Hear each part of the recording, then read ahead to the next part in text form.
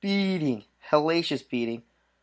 Um, Jeez. And then the natural selection onto the chair. Oh, and then the chair on top of the neck area. Oh, it just looked Ouch. brutal. Is it? You think it's safe to say Charlotte turned heel? I don't really know. I think it's too soon to say. We have to wait for SmackDown to say for certain. I think, but if she is, Mike, this is Charlotte and Becky are about to be the hottest team in the entire world of wrestling. I do think you were right. You were going at the point that Becky, maybe this was the master plan. Maybe that little hug they had, maybe Becky whispered in the ear, like, hey, let's just, who cares about winning or losing? Let's take her out. Let's injure her. Let's let her know who we are. Let's let her know we mean business. We're the baddest in the room. Um, yeah. Speaking to that a little bit, Mike, I think that's this might be how in the future we get four horsewomen of WWE versus four horsewomen of MMA. Do you think that happens at WrestleMania? I like your I idea. don't think it happens at WrestleMania. I think it's still too soon, but I think that like this is kind of like the seeds starting to get planted for it. That's kind of what I think. Like not this WrestleMania, but maybe like next year's WrestleMania because Shayna Baszler's still the NXT Women's Champion, and I don't see her losing that anytime soon. Plus, you still need Marina Shafir and Jessamine Duke to get called, like to start making NXT TV appearances, and then get called up too. And I just think that's a lot to work through in a little bit. So I think we still got at least a year till all that happens. But I think this is where the seeds are getting planted for it, though. I think it's in the works. Yeah, I was just thinking maybe they do that tag. They can just do a 2-on-2 with Baszler and Rousey versus Charlotte and Becky. But I don't want them to do that. That'd be terrible. You think that'd be terrible? I said I don't think that'd be terrible. I think that'd be Oh, fantastic. oh, that would be fantastic. I hope they don't do that at WrestleMania, but I do hope they do that down the line. I Um, don't think for WrestleMania. There needs to be Becky Lynch versus Ronda Rousey. I mean, that's just what it needs to be. what do you think about a triple threat: Becky versus Charlotte versus Ronda? I don't think that would be good either right now because if you have Charlotte just turning heel now, then she should be siding with Becky and they should be best friends again and they should just be running through everyone on the fucking SmackDown roster. Uh, And I can't wait to see it. And I just want to see them be the baddest bitches in the fucking room now. Like, God, I'm very excited for this and I want it to like turn out the way that I hope it's going to so bad. yeah, I kind of like Becky on her own, but we'll see how it goes. Um, do you want to see Charlotte versus Ronda Rousey at Royal Rumble at TLC? What do you want? Do you want them to accumulate or finish their feud? How do you want to see that? Yeah, I would not hate at all for them to continue this on a little bit and for, them to keep trading some, Twitter jabs back and forth and, you know, have a match maybe at Royal Rumble and just have a, absolute, I don't know, just have another, classic like they just had. I mean, that'd be incredible. Yeah, I agree. I think what was I gonna say? I was gonna say, oh, we were talking about this earlier. We said they should have.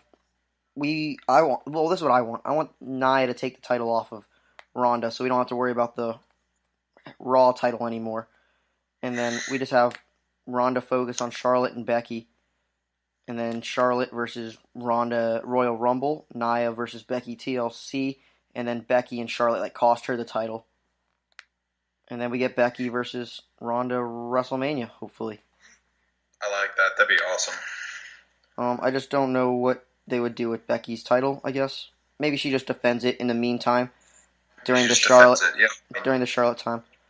just keeps it. I mean, Yeah, I guess that's what they could do. But I feel like Becky would have to do something with Nia, unless they just play Nia just as a big badass who's kind of a dickhead.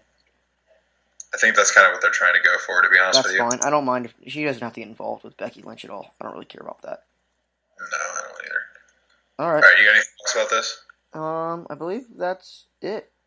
All right, well then we'll go ahead and move on to Daniel Bryan and Brock Lesnar, which was way more entertaining than I thought it was going to be. It was. I'm not gonna lie to you, Mike. I was nervous. I was nervous for quite a long time. I thought I was very nervous and convinced, to be honest with you, that Brock Lesnar was going to end Daniel Bryan's career for the second time. And but I'm glad he didn't. I'm glad it turned out to be a fantastically entertaining match. So all good there. Fantastic match. I love Daniel Bryan's entrance. Him coming out, starting the yes chant, completely cutting it off.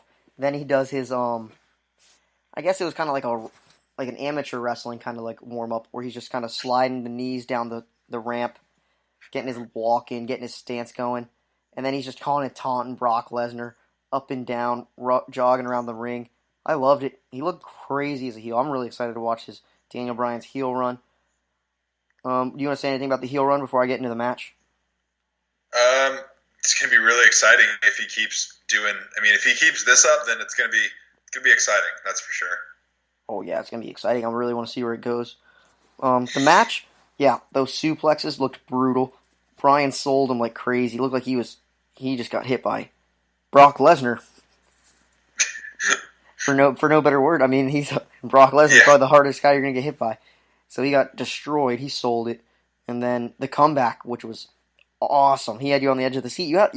We thought maybe he was gonna finish it. He had everyone believing that he could win the match. I'm going to say this. I was very, very scared that not only was I about to have to watch Total Divas for the next month, but I was also about to have to start writing love letters to Jinder Mahal as well.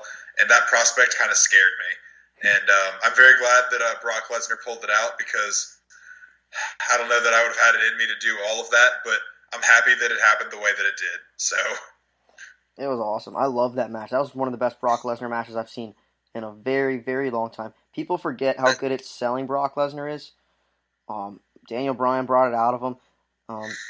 It was awesome. I loved watching that. That's what I'm saying. That's kind of one of the things that makes me a little mad about Brock Lesnar, but also he kind of earns my respect back. Is that I kind of forget that, like everyone else, when he wants to be, and when he gives it his 100%, holy shit, he can sell his fucking ass off.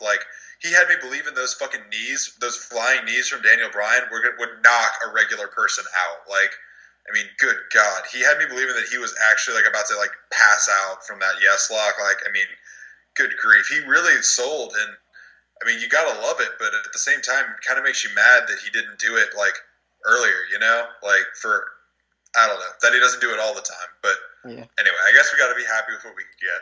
I like how he played to the crowd too. He was just doing the suplexes, and there was some fan just in the audience just yelling at him the whole time. He just looks at him and says, "Shut up." And then eventually all the crowd just started yelling, same old shit, after all the suplexes. And he's just laughing come on, guys. Come on. I'm going to keep doing it. Keep yelling. And he just laughing because he knew what was coming ahead. And he knew the crowd was going to eat it up. Yeah. That is kind of one thing I did kind of like and respect about him is that he knew, obviously he knew it was coming. And so he was kind of y'all are about to, he's if the more I do this, the more they're going to enjoy it. So I'm just going to kind of eat it up right now and kind of feed him a little bit. I like how much fun he always looks like he's having. Yeah. And then I like him just talking to people. He said at one point to Daniel Bryan, he's I can do this all day. I can do this all day. And then Paul Heyman's dynamic adds to it. He had that one point where he had those fingers up and he's it was that close, Brock. That close. Paul Heyman, oh God, Paul Heyman is just so goddamn good. It hurts how good Paul Heyman is. It really does. I mean, so what do you think, Brock? I'm gonna say Brock. He doesn't. What's the word? Defend his title until Royal Rumble against Braun Strowman. I'm assuming we get Braun Strowman, Baron Corbin at TLC, and then we get Braun at Royal Rumble based on the stipulations that Stephanie pointed out at Raw this past week. I would agree with that sentiment. I don't think the Universal title gets defended until Royal Rumble. Do you think Braun takes it off of him? No. Then do you think... So I'm going to say Drew McIntyre wins the Royal Rumble then. I think the next Universal Champion other than Brock Lesnar is Drew McIntyre. I think Drew McIntyre wins the Royal Rumble and sets it up against Brock Lesnar then. You think that's the main event of WrestleMania? No, I think the WrestleMania is Becky Lynch versus Ronda Rousey. Goddamn right it is. Goddamn right it is. That's my main event, but that's a really fucking good match too. I hope they involve Dolph Ziggler kind of in that match. I hope it's a triple threat. Maybe then that Drew McIntyre doesn't win Royal Rumble, but you get to see Drew McIntyre, Dolph Ziggler versus Brock Lesnar at WrestleMania. Or does the Miz win the Royal Rumble and challenge Daniel Bryan and make Miz versus Daniel Bryan at WrestleMania? I would absolutely love that, but I don't know how they're going to make Miz seem like a face. Yeah, I don't either. I feel like Miz could actually do it. He can just keep being keep saying, "I told you guys all along. This is what he was. He didn't care about any of you." Yeah. But I don't know if that necessarily makes him a face, but it makes for an interesting story. yeah, I think it's a good storyline. I would love to see Miz Daniel Bryan at WrestleMania. That's one of those Potential. longest storylines they've had going, and everyone's usually really invested in it. And we haven't had like a clean finish to it, really. Yeah, I think the potential for this WrestleMania is it's getting there. It's shaping up to be. We're still a little too far out to start making any kind of real predictions or anything. This is obviously all just our speculation, but I think if WWE Creative listens to us, then they'll have a show on their hands. That's for sure. As long as they don't screw me over and find a way for John Cena and Daniel Bryan to go at it, I'll be fine. Dude, if that happens, then I'm gonna skip that match. nothing's Well, I'm not gonna gonna skip that match, but I'm gonna be going Daniel Bryan real heavy. Yeah.